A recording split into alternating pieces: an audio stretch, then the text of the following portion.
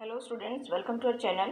आज हम क्लास की जो इकोनॉमिक बुक्स है उसका जो सेकंड चैप्टर का फर्स्ट पार्ट हमने कर लिया और सेकंड पार्ट आज हम करने जा रहे हैं। So let's get start. How to create more employment from the about discussion we can see that there continue to be considerable under employment in agriculture. There are also people who are not employed at all. In what ways can one increase employment for people? Let us look at some of them. यानी कि इसमें हम क्या देखेंगे कि अतिरिक्त रोजगार का सृजन जो है कैसे किया जाए या कैसे हो। कृषि क्षेत्र में अल्प बेरोजगारी की गंभीर स्थिति बनी हुई है। कुछ लोग ऐसे हैं जिन्हें बिल्कुल रोजगार नहीं मिला है और लोगों के लिए रोजगार की वृद्धि कैसे की जा सकती है, हम कुछ तरीकों को देखते हैं। आगे देखिए। Take the case of Lakshmi with her 2 hectare plot of unirrigated land. The government can spend some money or banks can provide a loan to construct a well for her family to irrigate the land. Lakshmi will then to able to irrigate her land and take a second crops wheat during the Rabi seasons. Let us suppose that 1 hectare of wheat can provide employment to 2 people for 50 days including sowing, watering, fertilizers. आगे देखिए इसमें applications and harvesting, so 2 more members of family can be employed in her own field. Now suppose a new dam is constructed and canals are dug to irrigate many such farms. This could lead to a lot of employment generations within the agriculture sector itself, reducing the problems of underemployment. यानी कि हम यहाँ पर कि लक्ष्मी का example लेते हैं। तो लक्ष्मी के केस की बात करें कि लक्ष्मी और उसके 2 हेक्टेयर जो अनइरिगेटेड लैंड है यानी कि असिंचित भूखंड का जो उदाहरण लेते हैं, तो उसके परिवार की भूमि की सिंचाई हेतु एक कुएं का निर्माण करने के लिए सरकार अगर कुछ मनी खर्च कर सकती है या बैंक ऋण प्रदान कर सकता है, तब लक्ष्मी अपनी भूमि की सिंचाई करने के सक्षम होगी। ठीक है। और रबी मौसम में एक दूसरी फसल गेहूं उपजाती है। हम मान लेंगे कि जो है 1 हेक्टेयर गेहूं की फसल 2 लोगों को 50 दिनों में, यानी कि जिसमें बीज डालना, पानी देना, खाद डालना और कटाई में तक रोजगार जो है प्रदान कर सकती है। ठीक है। और परिवार के 2 अन्य सदस्यों को अपनी ज़मीन में रोजगार मिल सकता है। और अब मान लेते हैं कि ऐसे कई खेतों की सिंचाई के लिए एक नए बांध का निर्माण किया जाता है, एक नहर खोदी जाती है, या इससे क्या होता है कि कृषि क्षेत्र में रोजगार के अनेक अवसरों का जो है सर्जन होगा और अल्प बेरोजगारी की समस्या अपने आप खत्म हो जाएगी। ठीक है। आगे देखिए इसमें। Now suppose Lakshmi and other farmers produce much more than before. They would also need to sell some of this. For this, they may be required to transport their products to nearby towns. If the governments invest some money in transportations and storage of crops or makes better road so that many trucks reach everywhere, several farmers like Lakshmi who now have access to water can continue to grow and sell these crops. This activity can provide productive employment to not just farmers but also others such as those in services like transport or trades. यहाँ पे हम क्या करें कि अगर देखिए मान लेते हैं कि लक्ष्मी और जो दूसरे किसान हैं पहले की अपेक्षा जो है पहले की तुलना में अधिक उत्पादन करते हैं। उन्हें कुछ उत्पाद बेचने की भी आवश्यकता होगी। इसके लिए उन्हें अपना उत्पाद नज़दीक के शहर में ले जाने की लिए आवश्यकता होगी। ठीक है। इसके लिए सरकार जो है परिवहन और फसलों के भंडारण पर कुछ बेहतर सड़कों के निर्माण पर कुछ पैसा निवेश करती है, तो छोटे जो ट्रक हैं सब जगह पहुंच जाते हैं। और इस तरीके से क्या होगा कि लक्ष्मी जैसे अन्य किसान जिन्हें अब पानी की सुविधा उपलब्ध है, फसलों की उपज और विक्रय कर सकते हैं। इस कार्य से केवल किसानों को ही उत्पादक रोजगार उपलब्ध नहीं हो सकता बल्कि परिवहन और व्यापार जैसे लगे लोगों को भी रोजगार प्राप्त हो सकता है। आगे देखिए इसमें। Lakshmi needs is not confined to water alone to cultivate the land. She also needs seeds, fertilizers, agriculture equipment and pump sets to draw water. Being a poor farmer, she cannot afford many of these, so she will have to borrow money from money lenders and pay a high rate of आगे देखिए इसमें high rate of interest. If the local banks give her credit at a reasonable rate of interest, she will be able to buy all these in times and cultivate her lands. This means that along with water, we also need to provide cheap agriculture credit to the farmers for farming to improve. We will look at some of these needs in chapter 3 money and credits. देखिए लक्ष्मी की जरूरत जो है केवल पानी तक ही सीमित नहीं है। खेती करने के लिए उसे बीज चाहिए, उर्वरक चाहिए, कृषि उपकरण चाहिए, पानी निकालने के लिए पंप सेटों की भी जरूरत है। ठीक है। एक जो गरीब किसान होने के कारण वह सभी चीज़ों पर खर्च नहीं कर सकता है, इसलिए उसे मनी लेंडर से पैसा उधार लेना होगा, यानी कि साहूकार से पैसा उधार लेना होगा और उच्च ब्याज दर पर वापस करना पड़ेगा। अगर स्थानीय बैंक अगर उचित दर पर उसे साख प्रदान करता है तो वह इन चीज़ों को उचित समय पर खरीदने और अपनी भूमि पर खेती करने में सक्षम होगी। ठीक है। और इसका मतलब क्या है कि पानी के साथ साथ कृषि में सुधार के लिए किसानों को सस्ते कृषि साख भी प्रदान करने की ज़रूरत है।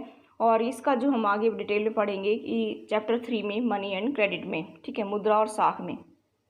Another way by which we can tackle this problem is to identify, promote and locate industries and services in semi-rural areas where a large number of people may be employed. For instance, suppose many farmers decide to grow arhar and chickpea pulse crops. Setting up a dal mill to procure and process these and sell in the cities is one such example. Opening a cold storage could give an opportunity for farmers to store their product like potatoes and onions and sell them when the price is good. In villages near forest areas, we can start honey collection centers where farmers can come and sell wild honey. It is also possible to set up industries that process vegetables and agriculture produce like potatoes, sweet potato, rice, wheat, tomatoes, fruits, and which can be sold in outside market. This will provide employment in industry located in the semi-rural areas and not necessarily in large urban centers. देखिए इसमें क्या बताया गया है कि हम एक दूसरे तरीके से भी इस समस्या का समाधान निकाल सकते हैं। एक वो तरीका है कि जो है सेमी रूरल एरिया की कि अर्ध ग्रामीण क्षेत्रों में उन उद्योगों और सेवाओं की पहचान करना और उन्हें बढ़ावा देना जहां बहुत अधिक लोग नियोजित किए जा सकते हैं। अब एग्जाम्पल लेते हैं कि जैसे अनेक किसान अरहर और मटर उपजा निर्णय लेते हैं तो इनकी वसूली और प्रसंस्करण के लिए शहर में विक्रय करने के लिए दाल मिल की स्थापना ये एक ऐसा एग्जाम्पल है। शीत भंडारण गृहों को खुलने से किसानों को एक अवसर मिलेगा, वह अपने आलू प्याज जैसे उत्पादों का भंडारण कर सकेंगे, अच्छी कीमत मिलने पर बेच सकेंगे। वन क्षेत्रों के निकटवर्ती गांव में हम शहद संग्रह केंद्रों की शुरुआत कर सकते हैं जहां किसान वनों से प्राप्त शहद बेच सकें। सब्जी और कृषिगत उत्पादों जैसे आलू, शकरकंद, चावल, मटर, टमाटर इत्यादि जिसे बाहरी बाजारों में बेचा जा सके के लिए भी वो क्या कर सकते हैं, ऐसे उद्योगों की स्थापना की जा सकती है। ये अर्ध ग्रामीण क्षेत्रों में स्थित उद्योगों में रोजगार प्रदान करेगा। आगे देखिए इसमें, do you know that in India about 60% of population belong to the age group 5 to 29 years. Out of this, only about 51% are attending education institutions. The rest are not. They may be at home or many of them may be. आगे देखिए इसमें, working as child labourers. देखिए इसमें क्या बताया कि क्या आप जानते हैं कि भारत में जो विद्यालय जाने वाले आयु वर्ग के 5 से 29 वर्ष में लगभग जो है 60% बच्चे हैं। इनमें से जो 51% जो है लगभग ही विद्यालय जाते हैं और शेष विद्यालय नहीं जाते हैं। वे या तो घर पर रहते हैं या उनमें से अधिकतर जो है बाल श्रमिक के रूप में कार्य कर रहे होंगे। ठीक है, आगे देखिए, if these children are to attend schools, we will require more buildings, more teachers and other staff. A study conducted by the erstwhile planning commissions, not known as Niti Aayog, estimates that nearly 20 lakhs jobs can be created in the education sector alone. Similarly, if we are to improve the health situation, we need many more doctors, nurses, health workers, etc. to work in rural areas. These are some ways by which jobs would be created, and we would also be able to address the important aspects of development talked about in chapter 1. यानी कि देखिए इसमें क्या बताया कि ये बच्चे अगर विद्यालय जाने लगे तो हमें और अधिक भवनों की ज़रूरत पड़ेगी, अध्यापकों की ज़रूरत पड़ेगी और अन्य कर्मचारियों की ज़रूरत भी होगी।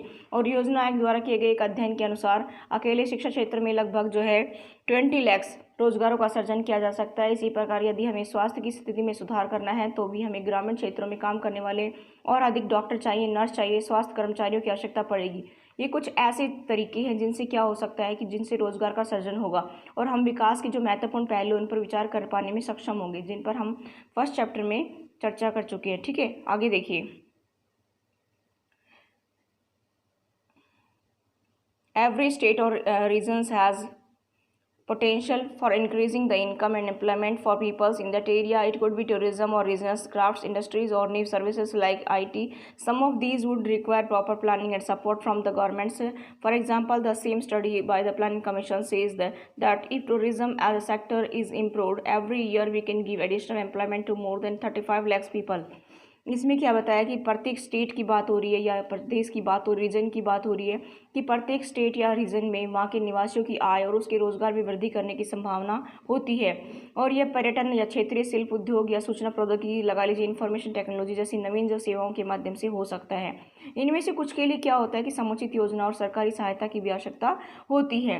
अब एग्जाम्पल लेंगे कि योजना आयोग के अध्ययन के अनुसार क्या होता है कि यदि पर्यटन क्षेत्र में सुधार होता है तो हमें प्रतिवर्ष जो है 35 लाख से अधिक लोगों को रोजगार प्रदान कर सकते हैं। आगे देखिए, We must realize that some of the suggestions discussed above would take a long time to implement. For the short terms, we need some quick measures. Recognizing this, the central government in India made a law implementing the right to work in about 625 districts of India. It is called Mahatma Gandhi National Rural Employment Guarantee Act 2005, Manrega 2005. Under Manrega 2005, all those who are able to and are in need of work in rural areas are guaranteed 100 days of employment in a year by the governments. If the government fails in its duty to provide employment, it will give an unemployment allowance to the peoples. The types of works that would in future have to increase the production from land will be given preference under the act. देखिए इसमें क्या बताया गया है कि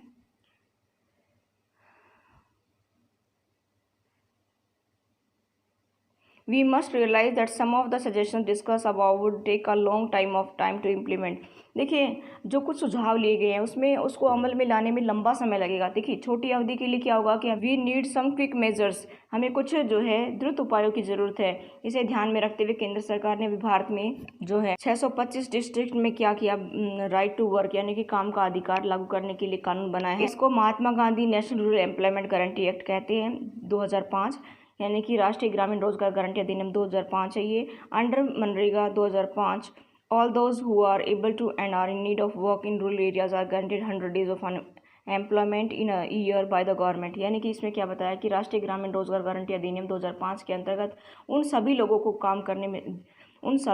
जो काम करने में सक्षम हैं, जिन्हें काम की ज़रूरत है और को सरकार द्वारा वर्ष में 100 दिन की रोजगार की गारंटी दी गई. ठीक है, तो वे लोगों को बेरोजगारी भत्ता देगी. सरकार क्या करेगी, सरकार रोजगार उपलब्ध कराने में असफल रहती है तो वह लोगों को बेरोजगारी भत्ता देगी. ठीक है, अधिनियम के अंतर्गत क्या है कि उस तरह के कामों को वरीयता दी जाएगी जिसमें भविष्य में भूमि से उत्पादन बढ़ाने में मदद मिलेगी. देखिए इसमें पढ़ेंगे division of sectors as organise and unorganise. Let us examine another way of classifying activities in the economy. This look at the way people are employed. What are their conditions of work? Are there any rules and regulations that are followed as regards their employment? देखिए हम आर्थिक कार्यों को विभाजित करने के लिए एक अन्य तरीके का परीक्षण करते हैं जिसमें लोगों के नियोजित होने के आधार पर देखते हैं कि उनके काम करने की शर्तें क्या हैं, क्या कोई नियम है जिसका उसके रोजगार के संदर्भ में अनुपालन किया जा सकता है. अब इसमें देखिए यहाँ पर कांता की स्टोरी बताई गई है. कांता एक कार्यालय में काम करती है. वह सुबह 9:30 बजे से 5:30 बजे तक काम करती है. ठीक है, वह नियमित रूप से प्रत्येक माह के अंत में अपना वेतन पाती है. वेतन के अतिरिक्त वह सरकारी नियमों के तहत भविष्य निधि भी प्राप्त करती है. ठीक है, प्रोविडेंट फंड्स भी. ठीक है, और उसे चिकित्सीय और अन्य भत्ते भी मिलते हैं. कांता जो है संडे को कार्यालय नहीं जाती है. इस दिन सवेतन अवकाश होता है. उसको वेतन तो मिलता है संडे का और लेकिन अवकाश रहता है. ठीक है, छुट्टी रहती है. उसने जब नौकरी आरंभ की तब उसे एक नियुक्ति पत्र दिया गया था जिसमें नौकरी संबंधी निबंधन और जो है शर्तों का भी उसमें वर्णन किया गया था. ठीक है, आगे देखिए. इसमें एक अनदर एग्जाम्पल है कमल का.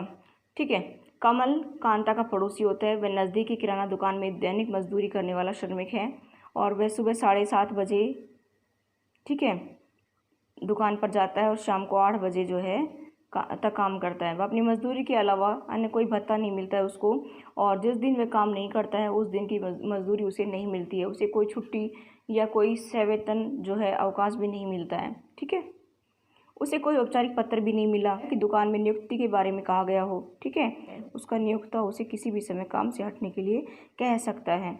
देखिए, do you see the difference in the conditions of work between Kanta and Kamal. क्या आप कांता और कमल के रोजगार की परिस्थिति में अंतर देखते हैं. देखिए इसमें Kanta works in the organise sectors. Organized sectors covers those enterprises or places of works where in terms of employment are regular and therefore people have assured works. They are registered by the governments and have to follow its rule and regulations which are given in various laws such as the Factories Act, Minimum Wages Act, Payment of Gratuity Act, Shops and Establishment Act, etc. It is called, आगे देखिए, it is called organized because it has some formal processes and procedures. Some of these peoples may not be employed by anyone but may work on their own, but they too have to register themselves with the governments and follow the rules and regulations. देखिए इसमें क्या बताया कि जो कांता है वो संगठित organise sector मतलब संगठित क्षेत्रक में काम करती है। संगठित क्षेत्रक में भी जो है कार्य आते हैं जहाँ रोजगार की अवधि नियमित होती है, इसलिए लोगों के पास सुनिश्चित काम होता है। वे क्षेत्रक सरकार द्वारा पंजीकृत होते हैं और उन्हें सरकारी नियमों और विनियमों का रूल रेगुलेशंस नियमों और विनियमों का जो है पालन करना होता है। इन नियमों और विनियमों का अनेक विधियों जैसे कारखाना और न्यूनतम मजदूरी अधिनियम, सेवानुदान अधिनियम, दुकान व प्रतिष्ठान अधिनियम इत्यादि में इसका वर्णन किया गया है। ठीक है, इसे संगठित क्षेत्र कहते हैं क्योंकि इसकी कुछ औपचारिक क्रियाएं भी होती हैं और कुछ लोग किसी के द्वारा नियोजित नहीं होते बल्कि वे स्वयं काम करते हैं। ठीक है, परंतु वे अपने को सरकार के समक्ष पंजीकृत कराते हैं और नियम और विनियमों का अनुपालन करते हैं। आगे देखिए इसमें Workers in the organized sectors enjoy security of employment. They are expected to work only a fixed number of hours. If they work more, they have to be paid overtime by the employers. They also get several other benefits from the employers. What are आगे देखिए इसमें What are these benefits? They get paid leave payments during holidays, provident fund, gratuity,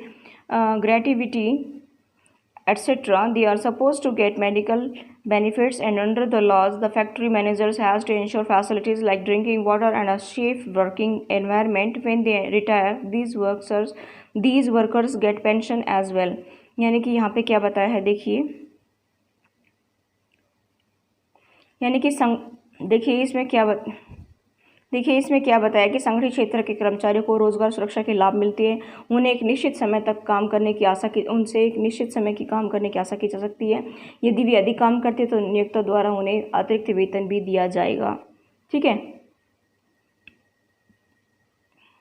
वे नियोक्ता से कई जो है दूसरे लाभ भी प्राप्त करते हैं। ये व्हाट आर दीज बेनिफिट्स, ये लाभ क्या हैं देखिए उनको क्या मिलेगा। They get paid leave payment during holidays, provident fund, gratuity etcetera, यानी कि वे सवेतन छुट्टी, अवकाश काल में भुगतान, भविष्य निधि, सेवानुदान इत्यादि भी पाएंगे। ठीक है, वे चिकित्सा लाभ पाने के भी हकदार होंगे और नियमों के अनुसार जो है कारखाना मालिक को पेयजल और सुरक्षित कार्य पर्यावरण जैसी सुविधाओं को सुनिश्चित करना होगा। जब वे सेवानिवृत्त होते हैं तो पेंशन भी प्राप्त करते हैं। ठीक है, आगे देखिए इन contrast Kamal works in the unorganized sector. The unorganized sectors is characterized by small and scattered units which are largely outside the control of the government. These are rules and regulations, but these are not followed. Jobs here are low paid and often not regular. There is no provision for overtime, paid leaves, holidays, leaves due to sickness, etc. Employment is not secure. People can be asked to leave without any reasons.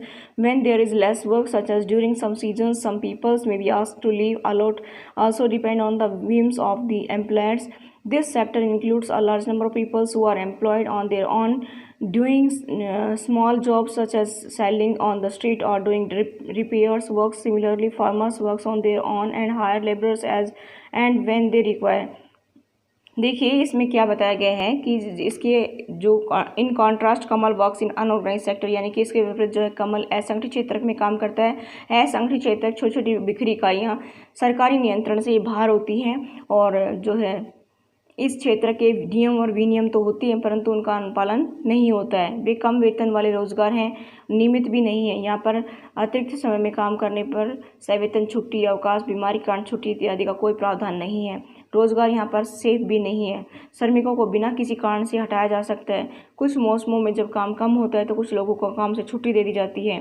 ठीक है, और बहुत से लोग नियोक्ता की पसंद पर निर्भर करते हैं कि वो उन्हें जॉब दें या ना दें या उनको कंटिन्यू रखें या नहीं रखें। ठीक है, आगे देखिए sector include large number of peoples who are employed on their on doing small jobs and such as selling on street or doing repair work. Similarly, farmers works on their own and hire laborers as when they require. यानी कि यहाँ पे इस क्षेत्र में काफ़ी संख्या में लोग अपने अपने छोटे छोटे कार्य जैसे करते हैं, सड़कों पर बेचना, कोई मरम्मत का काम करना। ठीक है, इस प्रकार जो किसान अपने खेतों में काम करते हैं, ज़रूरत पड़ने पर मजदूरी पर श्रमिकों को लगाते हैं। ठीक है, आगे देखिए how to protect workers in the unorganise sectors, यानी कि असंगठित क्षेत्र के श्रमिकों का संरक्षण कैसे हो। The organized sector offers jobs that are the most sought after, but the employment opportunity in the organized sectors have been expanding very slowly. It is also common to find many organized sectors enterprises in the unorganized sectors. They adopt such strategies to evade taxes and refuse to follow laws that protect laborers. As a result, a large number of workers are forced to enter the unorganized sectors jobs which pay a very low salary. They are often exploited and not paid a fair wages. Their earnings are low and not regular. These jobs are not secure and have no other benefits. यानी कि संगठित क्षेत्र अत्यधिक मांग पर ही रोजगार प्रदान करता है, लेकिन संगठित क्षेत्र में रोजगार के अवसरों में धीमी गति से वृद्धि हो रही है। यह भी देखा गया है कि संगठित क्षेत्र असंगठित क्षेत्र के रूप में काम करती हैं। वे ऐसी रणनीति करवंचन और श्रमिकों को संरक्षण प्रदान करने वाली विधियों के अनुपालन से बचने के लिए अपनाते हैं। बहुत से श्रमिक असंगठित क्षेत्र में काम करने के लिए विवश हुए हैं जहां बहुत कम वेतन मिलता है। उनका प्राय शोषण होता है, उन्हें उचित मजदूरी नहीं दी जाती है, उनकी आय कम है, नियमित नहीं है, रोजगार में संरक्षण नहीं है और न ही उसमें कोई फ़ायदा है। ठीक है, आगे देखिए। Since the 1990s, it is also common to see a large number of workers losing their jobs in the organized sectors. These workers are forced to take up jobs in the unorganized sectors with low earnings. Hence, besides the need for more work, there is also a need for protections and support of the workers in the unorganized sectors. देखिए आगे इसमें क्या बताया है। 1990 से देखा गया है कि संगठित क्षेत्र के बहुत अधिक जो है श्रमिक अपना रोजगार खोते जा रहे हैं। ये लोग असंगठित क्षेत्र में कम वेतन पर काम करने के लिए मजबूर हैं। असंगठित क्षेत्र में और अधिक रोजगार की ज़रूरत के अलावा श्रमिकों को संरक्षण और सहायता की भी आवश्यकता है। आगे देखिए इसमें, Who are these vulnerable peoples who need protections in the rural areas? The unorganized sectors mostly comprises of landless agriculture laborers, small and marginal farmers, sharecroppers and artisans such as weavers, blacksmiths, carpenters and goldsmiths. Nearly 80% of the rural households in India are in small and marginal farmers categories. These farmers needs to be supported through adequate facility for timely delivery of seeds, agriculture inputs, credits, storage facilities and marketing outlets. ये लाचार लोग कौन हैं? ठीक है, जिन्हें संरक्षण की आवश्यकता है। ग्रामीण क्षेत्रों में असंगठित क्षेत्र, भूमिहीन कृषि श्रमिक, छोटे और जो सीमांत किसान हैं, फसल बटाईदार हैं और कारीगर जैसे बुनकर है, लुहार है, बढ़ई है, सुनार है, ठीक है, से भी रचित होता है। भारत में लगभग 80% ग्रामीण परिवार छोटे और जो सीमांत किसानों की श्रेणी में आते हैं। इन किसानों को समय से बीज, कृषि उपकरण, साख भंडारण सुविधा और विपणन केंद्र की पर्याप्त सुविधा उपलब्ध कराने की ज़रूरत है। ठीक है, मार्केटिंग आउटलेट्स मतलब विपणन केंद्र। ठीक है, आगे देखिए इसमें, in the urban areas unorganised sectors comprise mainly of workers in small scale industries, casual workers in construction, trade and transport etcetera, and those who work as street vendors, hand load workers, garments, markets, rag pickers, etc. Small scale industries also need government support for procuring raw materials and marketing of output. The casual workers in both rural and urban areas needs to be protected. यानी कि शहरी क्षेत्रों की बात हो रही है, urban areas की बात हो रही है कि शहरी क्षेत्रों में असंगठित क्षेत्र लघु उद्योगों के श्रमिकों, निर्माण, व्यापार और परिवहन में कार्यरत जो आकस्मिक श्रमिक हैं, सड़कों पर विक्रेता का काम करने वाले, सिर पर बोझ ढोने वाले श्रमिक, वस्त्र निर्माण करने वाले और कबाड़ उठाने वालों से रचा है। ठीक है, कुछ उद्योगों को भी कच्चे माल की प्राप्ति और उत्पाद के विपणन के लिए सरकारी मदद की आवश्यकता होती है। आकस्मिक श्रमिकों को शहरी और ग्रामीण दोनों क्षेत्रों में संरक्षण दिए जाने की ज़रूरत है। आगे देखिए इसमें, We also find that majority of workers from scheduled caste, tribes and backward communities find themselves in the unorganized sectors. Besides getting the irregular and low-paid works, these workers also face social discriminations, protection and support to the unorganized sectors workers in thus necessary for both economic and social development. देखिए इसमें क्या बताया गया है कि हम ये भी पाते हैं कि जो बहुत ज़्यादा संख्या में श्रमिक जो है अनुसूचित जाति, जनजाति और पिछड़ी जातियों से हैं, जो असंगठित क्षेत्र में काम करते हैं, ये श्रमिक जो है अनियमित और कम मजदूरी पर काम करने के अलावा सामाजिक भेदभाव के भी शिकार हैं। आई होप आपको क्लियर हो रहा होगा। आर्थिक और सामाजिक विकास के लिए असंगठित क्षेत्र के श्रमिकों को संरक्षण और सहायता अनिवार्य है। मुझे लग रहा है कि आपको यहाँ तक समझ आ गया होगा। ठीक है, आगे देखिए, नहीं आया तो समझ आप दोबारा से वीडियो को देख सकते हैं। Sector in terms of ownership, public and private sectors. स्वामित्व आधारित क्षेत्र, सार्वजनिक और निजी क्षेत्र। देखिए, another way of classifying economic activities into sectors could be on the basis of who owns assets and is responsible for the delivery of services. In the public sector, the government owns most of the assets and provides all the services. In the private sectors, ownership of the assets and delivery of services is in the hands of private individual or companies. Railways or post office is an example of the public sectors, whereas companies like Tata Iron and Steel Company Limited, TISCO or Reliance Industries Limited यानी कि RIL are privately owned. यहाँ पे क्या बताया कि आर्थिक गतिविधियों को क्षेत्रकों में वर्गीकृत करने का अन्य तरीका भी हो सकता है। परिसंपत्तियों का स्वामी, सेवाओं की उपलब्धता के लिए जिम्मेदार व्यक्ति कौन है? देखिए, in the public sector the government on most of the assets and provides all the services. देखिए, सार्वजनिक क्षेत्र में अधिकांश जो परिसंपत्तियों पर सरकार का स्वामित्व होता है, सरकार ही सभी सेवाएं उपलब्ध कराती है। इन the private sector ownership of asset and delivery of the services in the hands of private individual और कंपनीज। यानी कि निजी क्षेत्र की बात करें तो इसमें परिसंपत्तियों पर स्वामित्व और सेवाओं के वितरण की जो जिम्मेदारी है एकल व्यक्ति की या कंपनी के हाथों में होता है।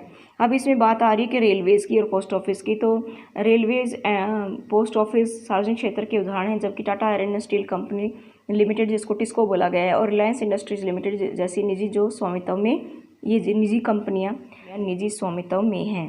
ठीक है, आगे देखिए, activities in the private sectors are guided by the motive to earn profits. यानी निजी क्षेत्र की जो गतिविधियों का जो है उनका लक्ष्य जो है लाभ अर्जित करना होता है। उनकी सेवाओं को प्राप्त करने के लिए हमें एकल स्वामी और कंपनियों को भुगतान करना पड़ता है। To get such services, we have to pay money to these individuals and companies. The purpose of the public sectors is not just to earn profits. Governments raise money through taxes and other way to meet expenses on the services rendered by it. Modern day governments spend on a whole range of activity. What are these activities? Why do governments spend on such activities? Let's find out. यानी कि देखिए क्या करना पड़ता है कि जो निजी क्षेत्र की कंपनी गतिविधियों का जो है उद्देश्य क्या होता है कि लाभ अर्जित करना होता है और उनकी सेवाओं को प्राप्त करने के लिए हमें एकल स्वामियों और कंपनियों को भुगतान करना पड़ता है। सार्वजनिक क्षेत्र का ध्येय केवल लाभ कमाना नहीं होता है, सरकार सेवाओं पर किए गए व्यय की भरपाई करों और दूसरे तरीकों से भी करती है। मॉडर्न डेज़ की बात करें तो सरकार सभी तरह की जो एक्टिविटीज़ पर व्यय करती है। ये जो एक्टिविटीज़ क्या हैं, ये सरकार ऐसी जो एक्टिविटीज़ हैं उन पर व्यय क्यों करती है, खर्च क्यों करती है, ज्ञात करेंगे। There are several things needed by the society as a whole but which the private sectors will not provide at a reasonable cost. Y?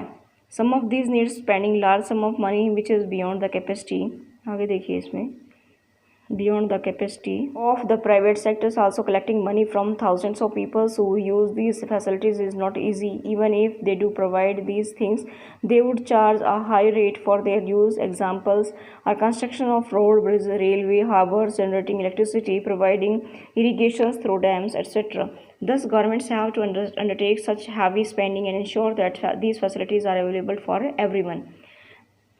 यानी कि इसमें क्या बताया है कि कई ऐसी चीज़ें हैं जिनकी आवश्यकता समाज के सभी सदस्यों को होती है, परंतु निजी क्षेत्र उचित कीमत पर उपलब्ध नहीं कराते हैं। क्यों? क्योंकि इनमें से कुछ चीज़ों पर बहुत अधिक पैसे खर्च करने पड़ते हैं जो निजी क्षेत्रों की क्षमता से बाहर होता है, जो प्राइवेट सेक्टर की क्षमता से बाहर होता है। ठीक है, इन चीज़ों का इस्तेमाल करने वाले हज़ारों लोगों से पैसा इकट्ठा करना भी आसान नहीं है। ठीक है, और यदि वे चीज़ों को उपलब्ध कराते हैं तो इसकी उचित कीमत वसूलते हैं, जैसे सड़कों, पुलों, रेलवे पत्तनों, बिजली आदि का निर्माण है और बांध आदि से भी सिंचाई की सुविधा उपलब्ध कराना। सरकार ऐसे भारी व्यय श्रम उठाती है और सभी लोगों को इन सुविधाओं को सुनिश्चित करती है। आगे देखिए, कई ऐसी चीज़ें हैं जिनकी आवश्यकता समाज के सभी सदस्यों को होती है, परंतु निजी क्षेत्र उचित कीमत उपलब्ध नहीं कराते। क्यों? क्योंकि जो इनमें से कुछ चीज़ों पर बहुत अधिक पैसे खर्च करने पड़ते हैं जो निजी क्षेत्रों की क्षमता से बाहर होती हैं। इन चीज़ों का इस्तेमाल करने वाले हज़ारों लोगों से पैसा इकट्ठा करना पड़ता है, क्योंकि इन चीज़ों के लिए हज़ारों लोगों से पैसा एकत्र करना आसान नहीं है। ठीक है, फिर भी यदि वे चीज़ों को उपलब्ध कराती है तो इसकी उचित कीमत वसूलती है, जैसे पुलों, सड़कों, रेलवे पत्तनों, बिजली आदि का निर्माण आदि, बांध आदि से सिंचाई की जो सुविधा उपलब्ध कराना। सरकार ऐसे जो भारी खर्चे हैं उनको श्रम उठाती है और सभी लोगों को इन सुविधाओं को सुनिश्चित करती है। आगे देखिए, there are some activities which the government has to support. The private sectors may not continue their productions or businesses unless government encourage it.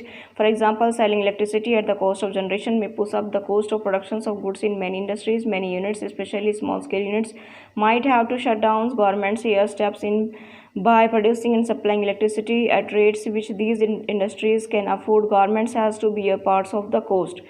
यानी कि कुछ ऐसी गतिविधियाँ जिन्हें सरकारी समर्थन की जरूरत पड़ती है, निजी क्षेत्र को उत्पादों और व्यवसायों को तब तक जारी नहीं रख सकते जब तक कि क्या होता है कि सरकार उन्हें प्रोत्साहित नहीं करती है। ठीक है, जैसे उत्पादन मूल्य पर बिजली की बिक्री से बहुत से उद्योगों में वस्तुओं की उत्पादन लागत में भी वृद्धि हो सकती है। ठीक है, आपको क्लियर हो रहा होगा, यहाँ पे समझ आ रहा होगा। अनेक इकाइयाँ विशेषकर लघु इकाइयाँ बंद हो सकती हैं।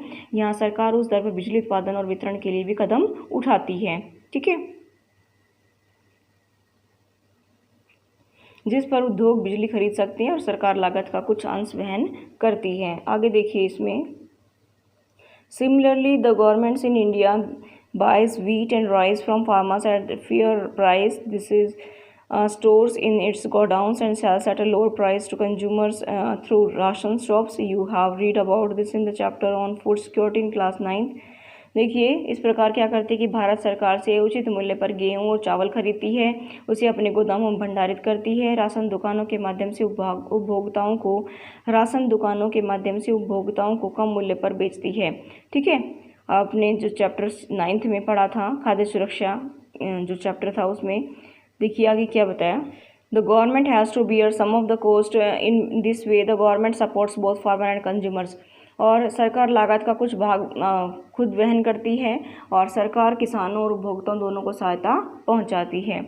आगे देखिए, there are a large number of activities which are the primary responsibility of the governments must spend on these. Providing health and education facilities for all is one example. We have discussed some of these issues in the first chapter.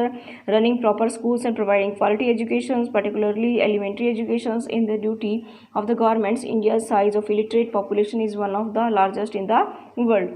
यानी कि जो अधिकतर जो आर्थिक गतिविधियां हैं ऐसी हैं जिनकी प्राथमिक जिम्मेदारी सरकार पर है। अधिकतर ऐसी आर्थिक गतिविधियां हैं जिनकी प्राथमिक जिम्मेदारी सरकार पर है और इन पर खर्च करना सरकार की अनिवार्यता है। जैसे क्या कि सभी के लिए जो है स्वास्थ्य और शिक्षा संबंधी सुविधाएं उपलब्ध कराना, और कुछ गतिविधियों पर विचार किया है कि सरकार ने कि समुचित ढंग से विद्यालय चलाना, गुणात्मक शिक्षा विशेषकर प्राथमिक शिक्षा उपलब्ध कराना सरकार का कर्तव्य है। भारत में जो निरक्षर हैं, जो इलिटरेट पॉपुलेशंस है, यानी कि निरक्षरों की संख्या विश्व में सबसे अधिक है। ठीक है, भारत में। Similarly, we know that nearly half of India's children are malnourished and a quarter of them are critically ill. We have read about infant mortality rates. The infant mortality rates of the Odisha or Madhya Pradesh is higher than some of the poorest regions of the world. Government also need to pay attention to aspects of human development such as availability of safe drinking water, housing facilities for the poor, and food and nutrition. It is also the duty of government to take care of the poorest and most ignored regions of the country through increased spending in such areas. यानी कि इस प्रकार देखिए भारत में लगभग आधे बच्चे कुपोषण के शिकार हैं और उनमें से 1/4 गंभीर रूप से बीमार हैं। हमने शिशु मृत्यु दर के बारे में भी पढ़ा है। उड़ीसा और मध्य प्रदेश का जो है, उड़ीसा में 40 और Madhya Pradesh 51 is higher than some of the poorest regions of the world. यानी कि शिशु मृत्यु दर विश्व के कुछ निर्धनतम भागों से अधिक हैं। सरकार को भी मानव विकास के पक्षों जैसे सुरक्षित पेयजल को उपलब्ध कराना, निर्धनों के लिए, गरीबों के लिए आवास सुविधाएं और भोजन और पोषण पर ध्यान देने की ज़रूरत है। सरकार का ये भी कर्तव्य है कि बजट बढ़ा करके जो गरीब हैं, उन अत्यंत जो निर्धन हैं, उनकी और देश के पूर्णतः उपेक्षित भागों की देखभाल करें। That's all for today. Thank you.